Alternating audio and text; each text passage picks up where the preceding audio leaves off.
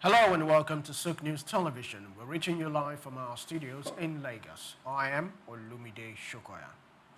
The House of Representatives has approved a $347 million loan request by President Bola Tinubu under the 2025 to 2026 borrowing plan. The funding includes an extra $47 million for the Lagos-Calabar Coastal Highway, raising the total cost of the road project from $700 million to $747 million.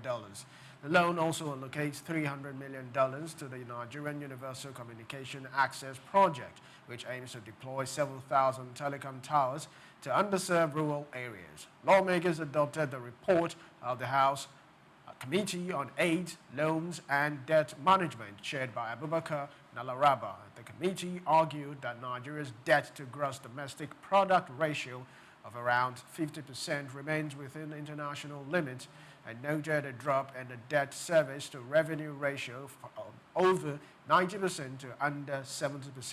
Deputy Speaker Benjamin Kalu, who presided over the session, approved the motion on the floor. The House emphasized that the loans will fund critical infrastructure and improve digital connectivity, while the federal government's revenue outlook is expected to improve following tax reforms projected to grow revenue by over 18% from 2026.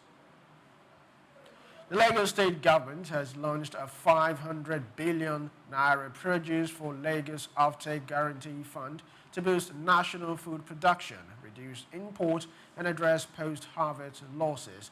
Through a coordinated logistic and supply system, Governor Babajide Sanwo-Olu announced the program at a memorandum of understanding signing with 5 partnering state and federal officials in Ikeja on Wednesday.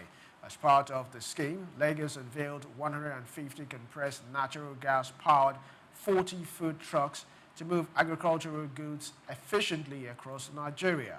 Governor Sanwo-Olu emphasized that Lagos consumes over half of southwest Nigeria's food and loses 50% of its supply due to poor transport and storage system, costing the economy trillions annually.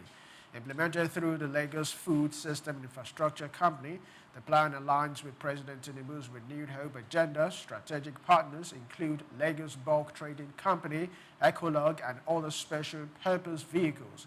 The logistics overhaul aims to connect farmers directly with Lagos' 6 trillion naira food economy and support a new nationwide agricultural supply network.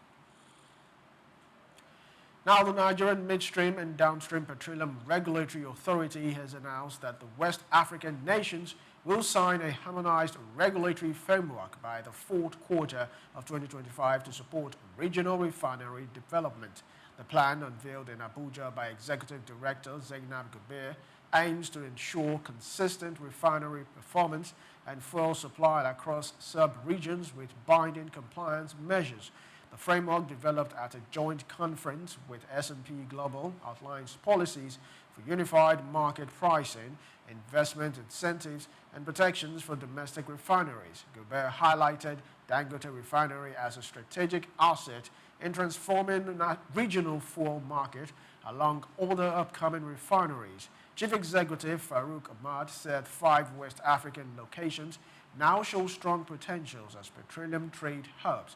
He added that 3 sites are being benchmarked for pricing, and collaboration with S&P Global will establish a regional pricing hub to enhance energy security and interregional commerce. A total of 1,350 vehicles, that's 1,000 new and 350 used, are expected at the Port and Terminal Multipurpose Limited (PTML) terminal at Tinkan Island Port between July 19 and July 21, 2025. The Nigerian Ports Authority (NPA) confirmed that 850 units arrived on July 19th, while the remaining 500 are expected by July 21st via Grimaldi Shipping Agency Nigeria Limited. The rise in vehicle imports is attributed to the recent naira stability following Central Bank of Nigeria's injection of $4.1 billion into the foreign exchange market in the first half of 2025. The naira, which opened the year at 1,535 naira to the United States dollar, slightly appreciated to 1,530 naira by the end of June in the official market, reinforcing confidence in import decisions despite failing external reserves by $3.67 billion during the period. Analysts credit the CBN's intervention for improving liquidity and supporting port activity.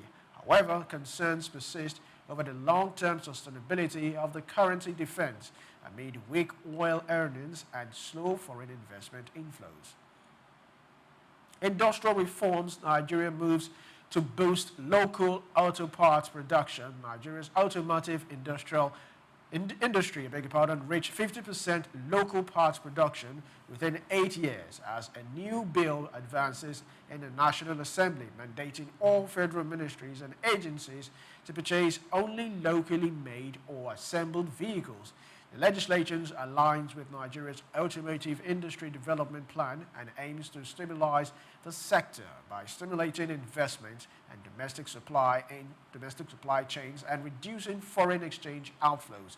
Manufacturers say policy enforcement is key, stressing the past initiatives lacked legal backing. The Nigeria Automotive Manufacturers Association said consistent government patronage could revive capacity utilization, attract component makers, and reduce cost. However, success depends on parallel investment in steel, rubber, and glass industries needed to build a viable car manufacturing ecosystem. Now, there have been critical trade talks between South Korea and United States, which have been abruptly postponed due to a scheduling conflict with U.S. Treasury Secretary Scott Bessent just days before President Donald Trump's 25% tariff deadline on key South Korean exports. South Korea's Finance Minister Koo Yoon-chol was en route to Washington when the delay was announced, intensifying concerns over whether Seoul can avert the looming import duties. The delay comes as South Africa faces mounting pressure to secure a deal comparable to Japan's recent $550 billion U.S.-bound investment agreement. Seoul is reportedly preparing a counter-proposal worth at least $100 billion involving top conglomerates like Samsung and Hyundai. However, a lack of clarity on the scope of sectors and projects under negotiation has left investors uncertain, promoting volatility in South Korea's stock market.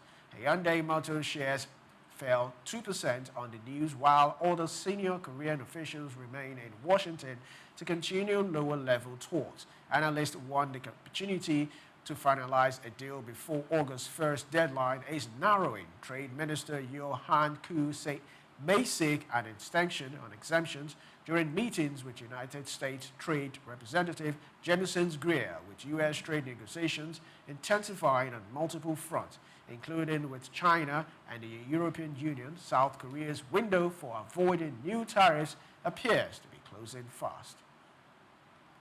Many thanks for watching. Do well to follow us on all our social media platforms at Souqnews Television. Just Africa comes up after this. I am Olumide Shokoya. Good afternoon.